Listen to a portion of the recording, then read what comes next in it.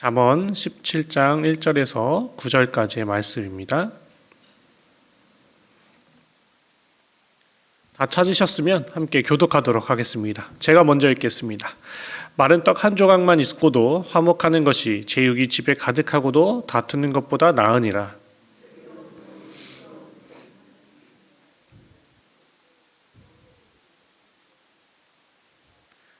도가니는 은을, 풀무는 금을 연단하거니와 여호와는 마음을 연단하시느니라.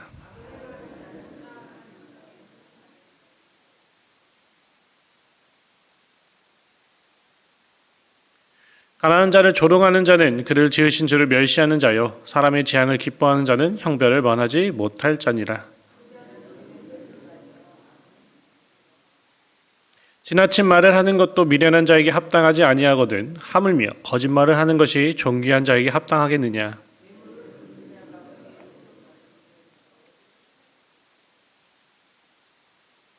함께 읽겠습니다. 허물을 덮어주는 자는 사랑을 구하는 자요, 그것을 거듭 말하는 자는 친한 벗을 이간하는 자니라. 아멘.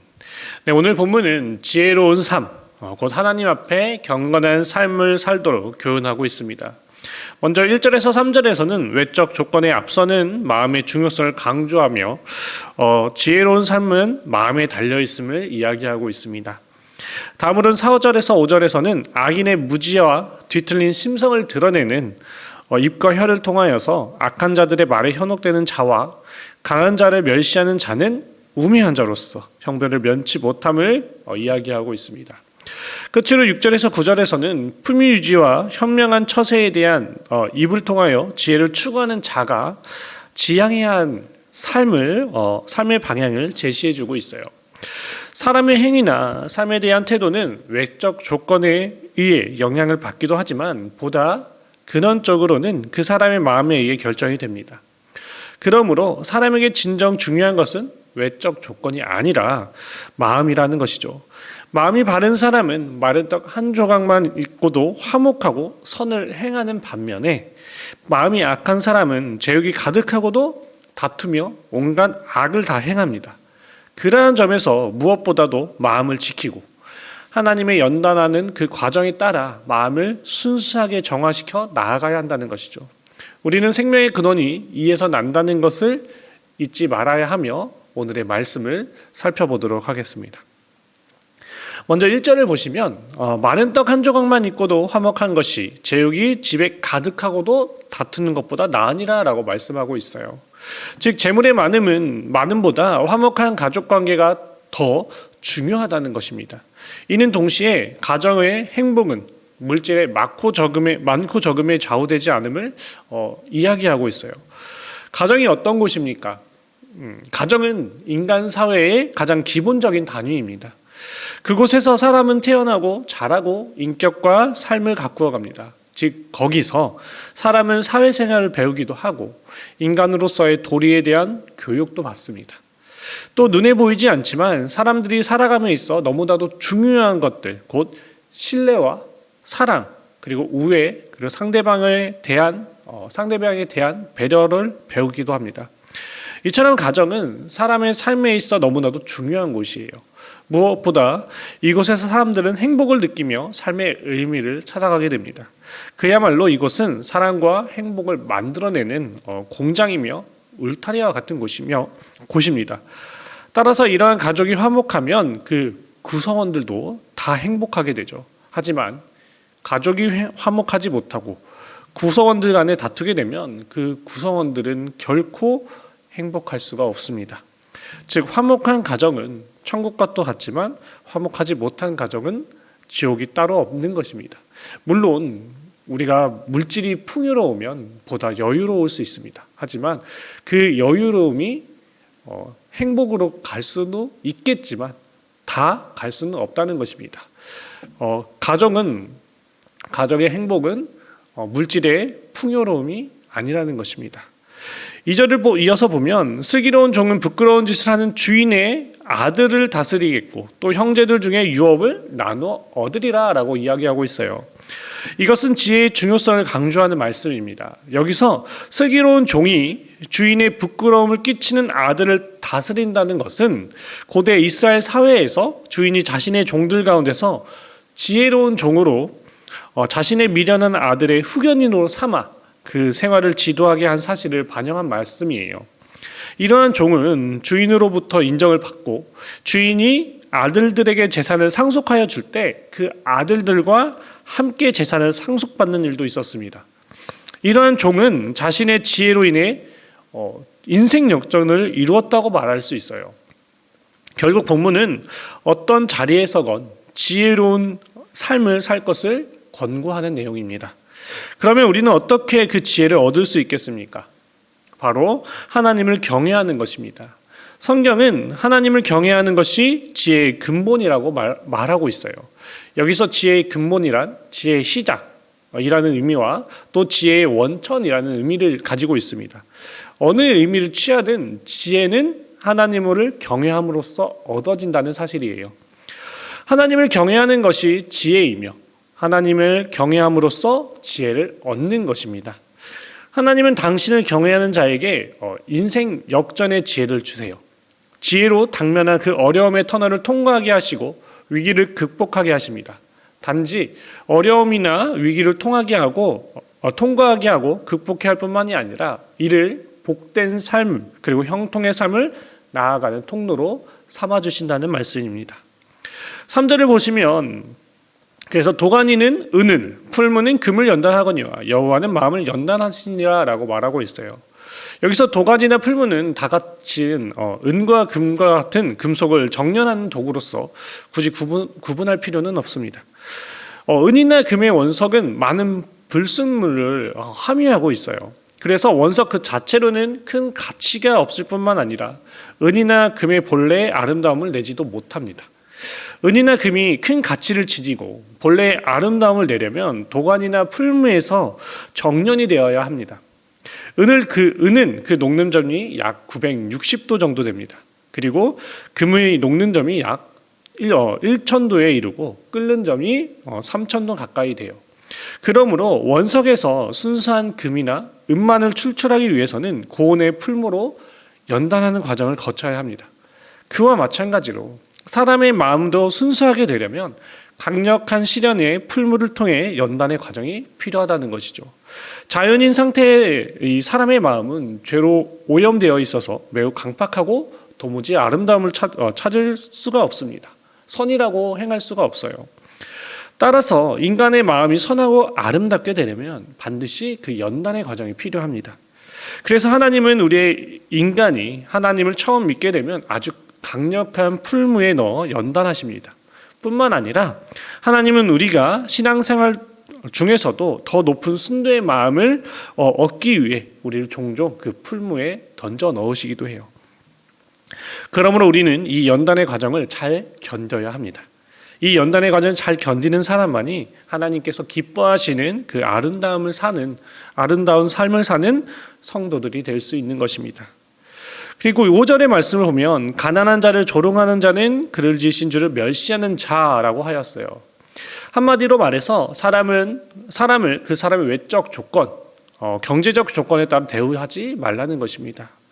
오늘날 대부분의 사람들은 다른 사람들을 대할 때 그 사람의 조건을 보고 그에 따라 대우하는 경향이 있어요. 그 한 일면이 바로 부유한 자에 대해서는 극진하게 대우하는 반면에 가난한 자는 멸시하는 것입니다.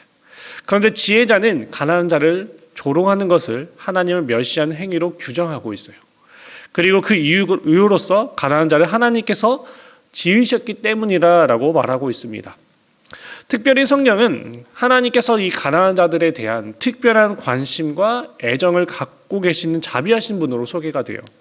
따라서 가난한 자를 멸시한다면 그를 당신의 형상으로 지으셨을 뿐만 아니라 그에게 특별한 관심을 가지고 계신 그 하나님의 자비로우심에 역행하는 일이라는 것이죠. 우리 주변의 가난한 자들은 하나님께서 우리로 당신의 그 은혜를 입도록 하기 위해 두신 자들입니다. 그러므로 가난한 자들을 조롱하거나 멸시하지 말고 도리어 그들에게 적극적으로 우리는 자비를 베풀어 줘야 합니다. 그들 역시도 우리와 동일한 하나님의 형상을 지닌 자들임을 기억하고 존귀하게 여기고 그들과 더불어 함께 살아가는 그 삶을 살아가셔야 합니다. 그것이 하나님의 은혜를 약속받는 복된 삶을 살아가는 성도들의 자세입니다. 이에 지혜를 추구하는 우리가 또 지향해야 하는 그 품위와 처세에 대해 알아보도록 하겠습니다. 7절을 보시면 지나친 말을 하는 것도 미련한 자에게 합당하지 아니하거든 하물며 거짓말을 하는 것이 존귀한 자에게 합당하겠느냐라고 말씀하고 있어요. 여기서 지나친 말이란 거만한 말을 의미합니다. 그리고 거짓말은 모든 악한 언어를 대표하는 것이라고 할 수 있습니다. 이러한 본절은 미련한 자조차도 거만한 말을 하는 것을 어울리지 않는데 존귀한 자가 거짓말, 곧 악하고 헛된 말을 하는 것이 합당하겠느냐라는 의미의 말입니다.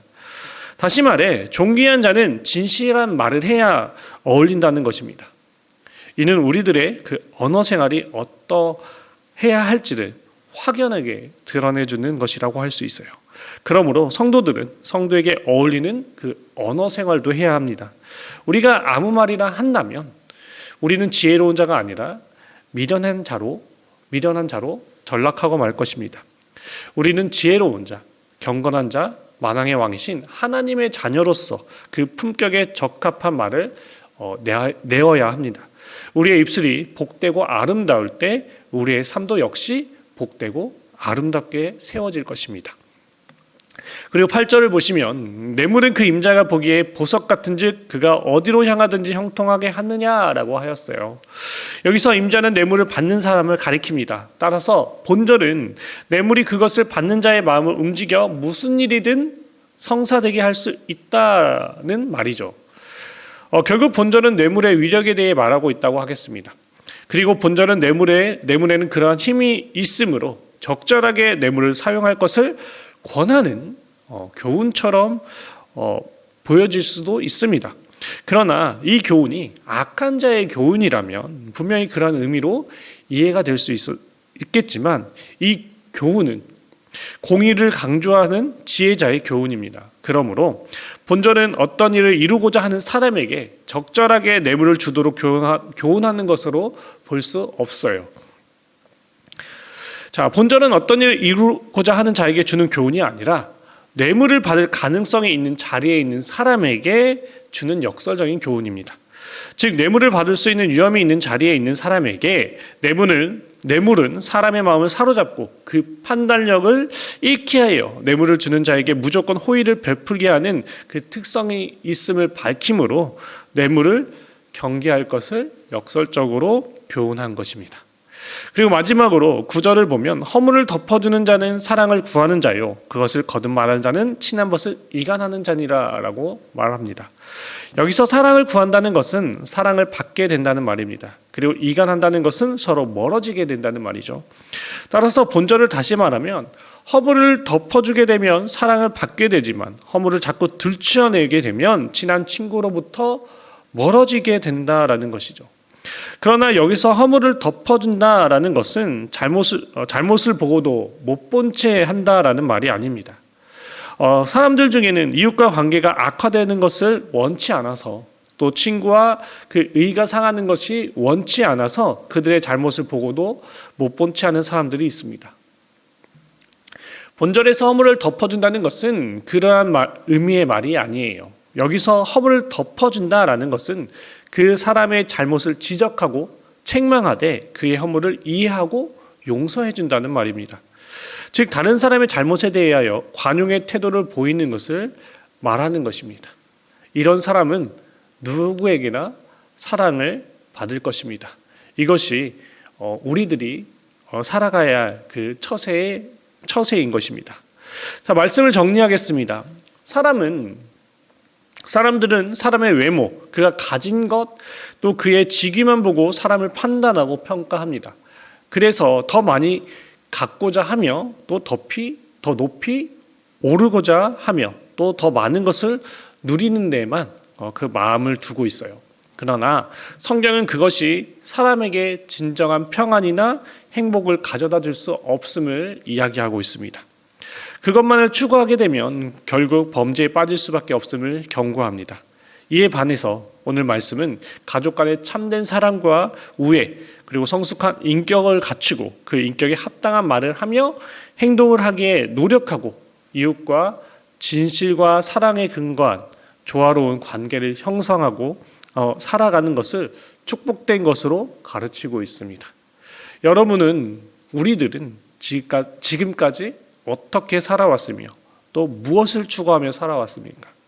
세상이 추구하는 가치가 아닌 성경이 가르치는 가치에 따라 삶으로써 우리의 삶을 하나님에게, 주님 앞에 합당한 복되고 아름답게 가꾸어가는 우리들이 되기를 소망합니다.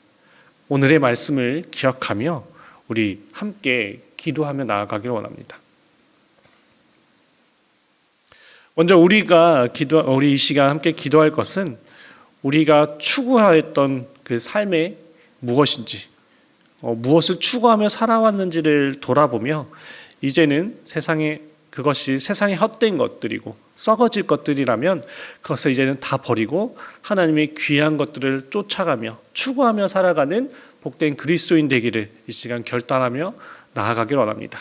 그리고 주님이 주시는 그 귀한 것들로 우리가 만족함을 얻고 평안함을 얻고 행복을 누릴 수 있는 그런 우리의 삶이 복되고 아름답게 되기를 함께 기도하기 원합니다. 그리고 이제 수능이 얼마 남지 않았습니다. 내일 있습니다. 그 하나님의 귀한 자녀들, 우리의 자녀들이 준비한 그 모든 것들을 다 발휘하며 만족한 그 결과를 얻을 수 있도록 함께 기도해 주시길 원합니다. 그리고 가지고 나오신 기도 제목을 가지고 기도하신 후 자유롭게 돌아가시면 되겠습니다. 함께 기도하겠습니다. 주님 감사합니다. 오늘도 우리들을 귀한 예배의 자리로 불러주시고 주님의 말씀으로 하루를 시작하게 하심을 너무나 감사합니다. 주님이 주신 오늘의 말씀을 기억하며 또 마음에 새기며 그 말씀을 살아갈 수 있는 그런 하나님의 자녀들이 될 수 있도록 아버지 능력을